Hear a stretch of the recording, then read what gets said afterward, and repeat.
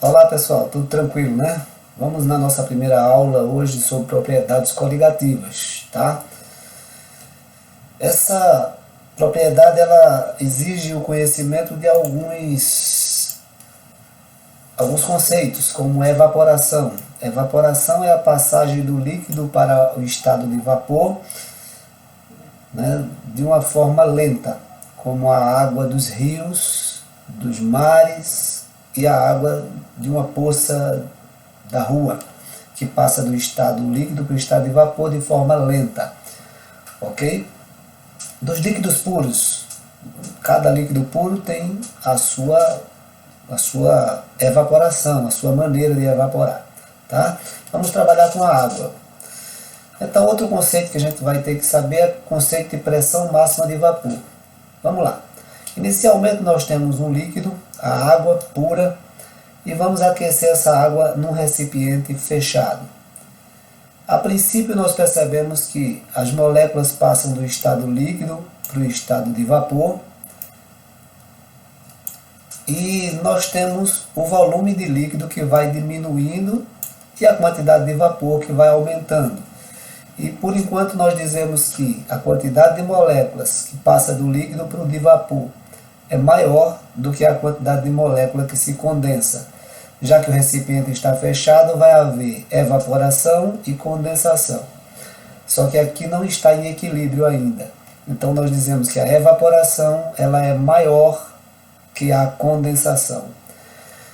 Nesse caso aqui, nós percebemos que o volume do líquido diminuiu um pouco mais, porque agora nós entramos no estado de equilíbrio.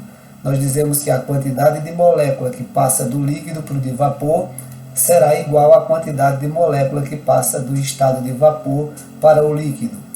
Aqui no equilíbrio nós dizemos que a evaporação é igual à condensação. A pressão que essas moléculas exercem sobre os seus líquidos e sobre as paredes do recipiente onde elas estão, essas moléculas de vapor, elas exercem essa pressão que é chamada de pressão máxima de vapor. A pressão máxima de vapor ela recebe influência da temperatura, ela é influenciada pela temperatura. Por exemplo, quando a temperatura aumenta, a pressão de vapor também aumenta. Então, como são grandezas diretamente proporcionais, nós dizemos que a pressão, a temperatura, o aumento da temperatura aumenta a pressão máxima de vapor, devido à agitação das moléculas. Quanto mais agitadas as moléculas com o aumento da temperatura, mais pressão ela vai exercer sobre o recipiente e sobre o seu líquido. A influência da natureza de cada líquido individualmente na pressão máxima de vapor. Nós temos aqui o éter, o álcool e a água. Se nós considerarmos uma igual temperatura para esses três líquidos, nós perceberemos que a pressão de vapor do éter será maior, por isso que essa linha está aqui em cima, do que a pressão de vapor do álcool. A pressão de vapor do álcool está mais embaixo, um pouquinho na mesma temperatura. Aqui. E a pressão de vapor da água é a menor das duas, ou das três, ela é a menor, porque ela está mais embaixo ainda. Isso mantendo-se a temperatura. Cada líquido individualmente tem sua pressão de vapor. E nesse caso, éter maior que álcool, maior que água. E também devido à sua volatilidade. O éter é mais volátil que o álcool e o álcool é mais volátil que a água. E quanto mais volátil for o líquido, maior será a sua pressão de vapor. Mais rápido ele vai evaporar e aumenta a sua pressão de vapor. Então, maior pressão de vapor, maior volatilidade. Ok? Éter maior que álcool, maior que água. Bem, a influência da quantidade de líquido ou de vapores presentes no recipiente. Perceba que no recipiente A você tem muito líquido e pouco vapor. Já no recipiente B você tem muito líquido, ou melhor, você tem pouco líquido e você tem muito vapor.